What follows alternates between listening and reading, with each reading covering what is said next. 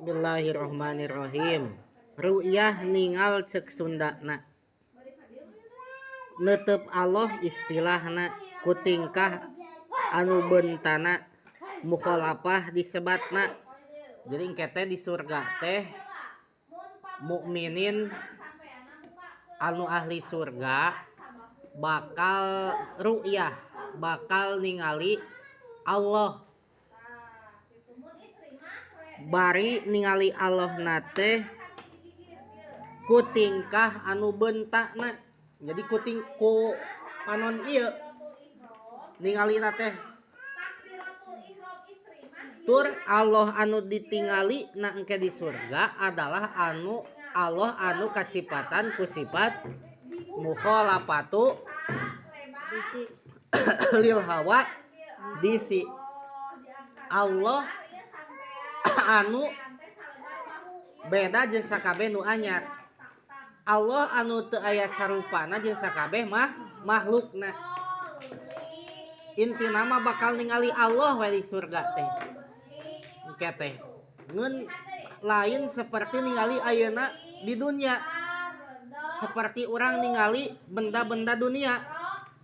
Lain seperti orang ningali jelema ayeuna di dunia sanes. Kumaha atuh?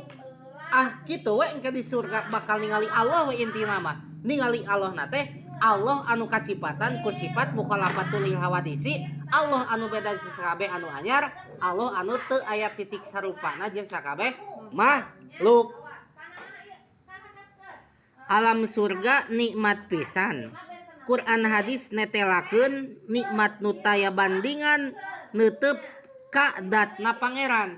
Jadi nikmat nu pangkacida nikmat na di surga engke adalah ningali Allah.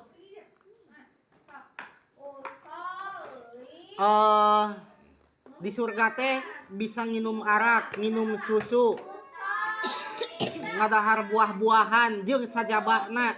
Tapi eta oge nikmat sarua di surga teh. Kacida ngeunahna, kacida nikmatna, tapi nu paling nikmat teu aya sanes adalah kecuali ningali Allah anu mukhalafatu lil hawa disi.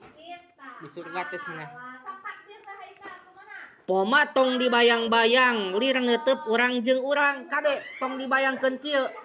Boah engke teh ningalina Allah di surga teh seperti ningalina pahareup-hareup kieu ayah jeung deal kitu sanes. Tong dibayang-bayangkeun kitu. Tah mun ngabayang-bayangkeun kitu urang ningali Allah engke di surga lain kitu eta teh. Dibuka lebar pameget mah ulah kitu. Deal teh ngabayangkeun ke ningali Allah di surga teh kieu meureun. Tah lain kitu.